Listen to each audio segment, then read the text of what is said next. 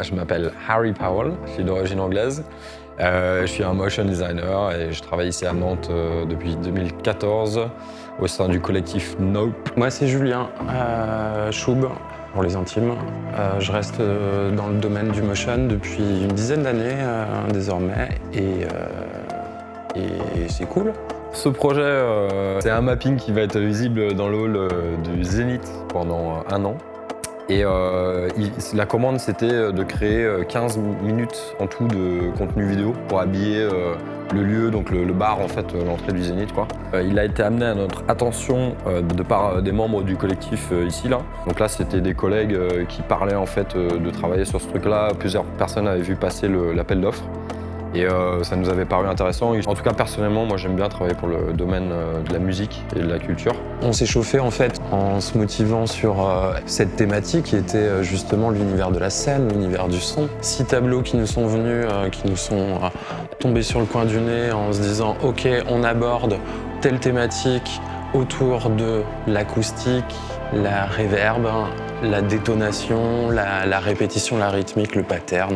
Ce qui était particulièrement tendu et challengeant à la fois, c'est justement ce rapport d'échelle en fait, qu'on avait sur cette surface. On a eu l'occasion de mettre les pieds plusieurs fois avec l'équipe des Diazo, qui sont plutôt les responsables techniques du côté Zénith, et avec l'équipe Dev et Fanny de chez eux, pour pouvoir se mettre en situation, pouvoir procéder à différents tests grandeur nature. Je pense que la perception du public de ce mapping va être assez variée en fait, parce que c'est une salle qui rassemble beaucoup de monde de plein de milieux différents, pour plein de spectacles différents. Je pense que les gens ils sont plus ou moins sensibles au mapping.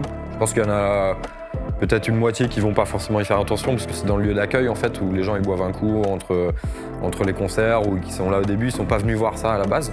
Mais je pense que si au moins la moitié d'entre eux ou même un petit quart peuvent lever la tête à un moment donné et voir un truc cool, moi je serais content de ça en fait et susciter du coup des intérêts justement là où il y en avait peut-être pas à la base. Ouais, ça participe à ce côté. On sait qu'on rentre dans un temple du divertissement, littéralement.